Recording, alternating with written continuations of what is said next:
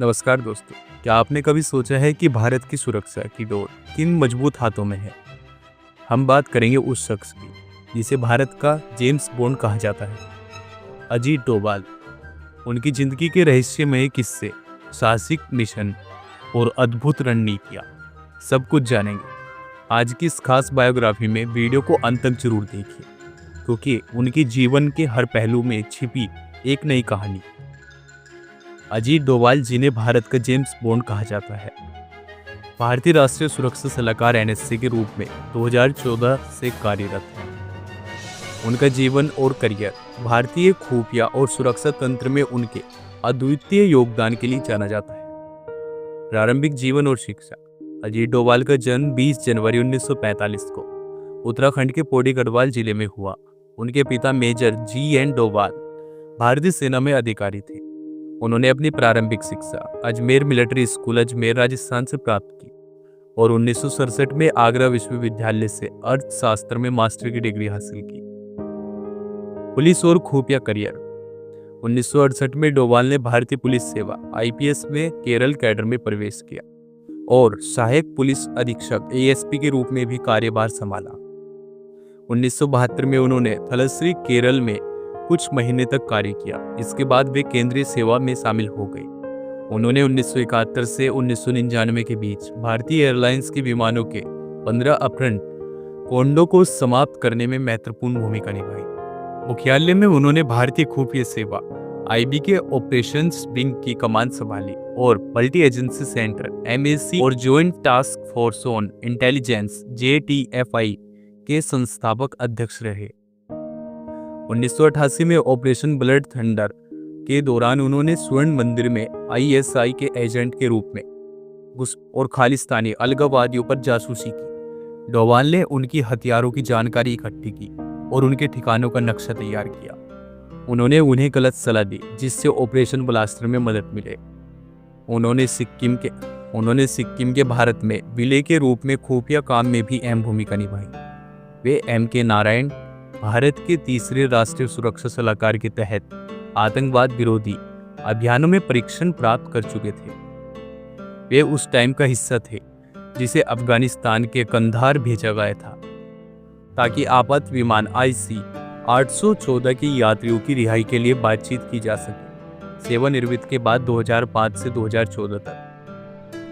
जनवरी 2005 में डोभाल भारतीय खुफिया सेवा इंटेलिजेंस ब्यूरो के निदेशक पद से सेवानिवृत्त हो गए।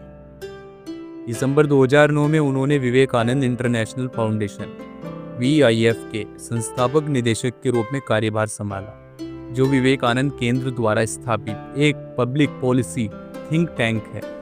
डोभाल ने भारत में राष्ट्रीय सुरक्षा पर संवाद में सक्रिय रूप से भाग लिया और कई प्रमुख समाचार पत्रों, जर्नलिज्म में संपादकीय लिखे। इसके अलावा उन्होंने भारत की सुरक्षा चुनौतियों और विदेश नीति के उद्देश्य पर कई प्रतिष्ठित सरकारी और गैर सरकारी संस्थानों, सुरक्षा थिंक टैंकों, भारत और विदेश में व्याख्यान दिए। 2009 और 2012 में उन्होंने भारतीय काले धन पर 2 रिपोर्ट सह लिखित की। भारतीय काला धन विदेशी गुप्त बैंकों और टैक्स ओवेंस में, जिन्हें भारतीय जनता पार्टी बीजेपी द्वारा गठित टास्क फोर्स के हिस्से के रूप में तैयार किया गया था। 2012 में कांग्रेस पार्टी की सरकार के संदेह के कारण भारतीय खुफिया सेवा आईबी ने डोभाल पर नजर रखी थी, जिसमें यह आशंका थी कि डोभाल और उनकी थिंक टैंक VIF रामदेव और अन्य हजारे द्वारा चलाए गए भ्रष्टाचार विरोधी आंदोलन के पीछे की मस्तिष्क योजना थे, जिसने सरकार के खिलाफ गुस्से को जन्म दिया। राष्ट्रीय सुरक्षा सलाहकार 2014 वर्तमान 30 मई 2014 को अजीत डोभाल को भारत के 5वें रक्षा सुरक्षा सलाहकार के रूप में नियुक्त किया गया। जून 2014 में डोभाल ने इराक के तिक्रित में फंसी 46 भारतीय नर्सों की वापसी में महत्वपूर्ण भूमिका निभाई, जब मोसूल को ISIL द्वारा कब्जा कर लिया गया था। डोभाल 25 जून 2014 को इराक गए ताकि वह जमीनी स्थिति को समझ सके और इराकी सरकार के उच्च अधिकारियों से संपर्क कर सके। हालांकि उनके रिहाई के वास्तविक हालात स्पष्ट नहीं हैं। 5 जुलाई 2014 को ISIL के आतंकवादियों ने इन नर्सों को दूरदर्शी अधिकारियों को सौंप दिया और एक विशेष एयर इंडिया विमान ने उन्हें वापस कोची लाया।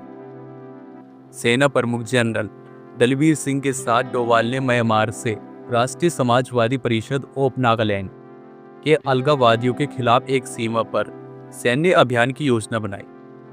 भारतीय अधिकारियों का दावा है कि यह मिशन सफल था। इसमें 20 से 38 NSCN के अलगाववादी मारे गए थे। हालांकि म्यांमार सरकार ने इन हमलों से इनकार किया। म्यांमार अधिकारियों के अनुसार भारतीय ऑपरेशन पूरी तरह से भारतीय सीमा के भीतर हुआ था। प्रधानमंत्री नरेंद्र मोदी के साथ डोभाल, सेना प्रमुख दलबीर सिंह और वायुसेना प्रमुख अरूप रहा पठानकोट एयरबेस पर उन्हें पाकिस्तान से संबंधित भारतीय राष्ट्रीय सुरक्षा नीति में बदलाव के लिए व्यापक रूप से श्रेय दिया जाता है। यह अनुमान था कि सितंबर 2016 में पाकिस्तान नियंत्रित कश्मीर हुए भारतीय हमले उनके विचार थे। डोभाल को साथ ही तब के विदेश सचिव S.J. शंकर और भारत के चीनी राजदूत विजय केशव गोखले के साथ डोकलाम गतिरोध को कूटनीतिक चैनलों और बातचीत के माध्यम से हल करने का श्रेय दिया जाता है। अक्टूबर 2018 में उन्हें रणनीतिक नीति समूह SPG का अध्यक्ष नियुक्त किया गया, जो राष्ट्रीय सुरक्षा परिषद की 3 स्तरीय संचालना का पहला स्तर है और इसके निर्णय निर्माण तंत्र का केंद्र है।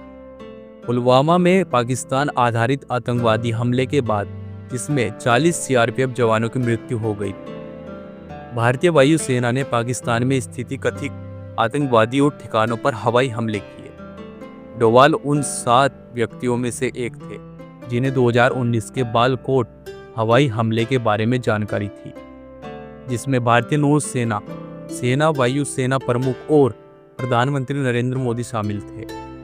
हवाई हमले और प्रतिवाद 2019 जम्मू कश्मीर हवाई हमलों के बाद भारतीय पायलट अभिनंदन वियतनाम की पाकिस्तान द्वारा गिरफ्तारी के दौरान अजीत डोभाल ने अमेरिकी विदेश मंत्री और राष्ट्रीय सुरक्षा सलाहकार से भारतीय पायलट की रिहाई सुनिश्चित करने के लिए बातचीत की।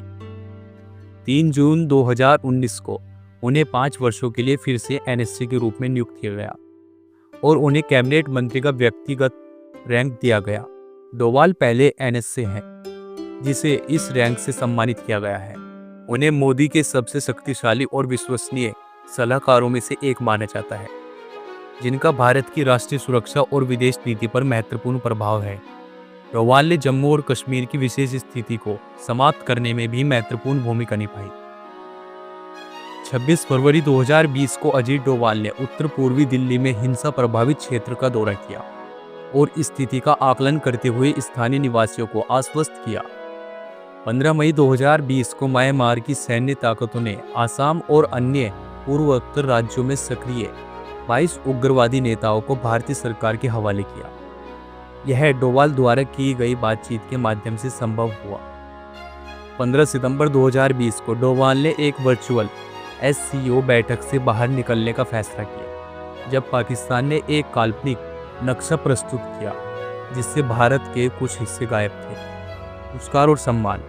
अजीत डोभाल को उनकी सेवाओं के लिए कई महत्वपूर्ण पुरस्कारों से नवाजा गया, जिसमें कीर्ति चक्र, पुलिस पदक और राष्ट्रपति पुलिस पदक शामिल हैं। उनके योगदान और गुप्तचर कार्यों के कारण उन्हें भारत का जेम्स बॉन्ड भी कहा जाता है। ऐसे देश के जाबाज व्यक्ति को सल्यूट। भारत माता की जय। जय हिंद। ऐसे इंटरेस्टिंग वीडियो देखने के लिए चैनल को सब्सक्राइब करें, वीडियो को लाइक करें। हाँ, अगर आपको वीडियो अच्छी लगी हो तो कमेंट सेक्शन में जरूर बताएं। फिर मिलेंगे आपको एक ऐसे इंटरेस्टिंग वीडियो के साथ। हाँ, अगर मेरे मुंह से कोई गलत शब्द निकला है तो उसके लिए माफ़ी चाहते हैं। कोई भी कंट्रोवर्सी, कोई विवाद करने की जरूरत नहीं है। प्लीज़ कमेंट सेक्शन में बताएं। धन्यवाद।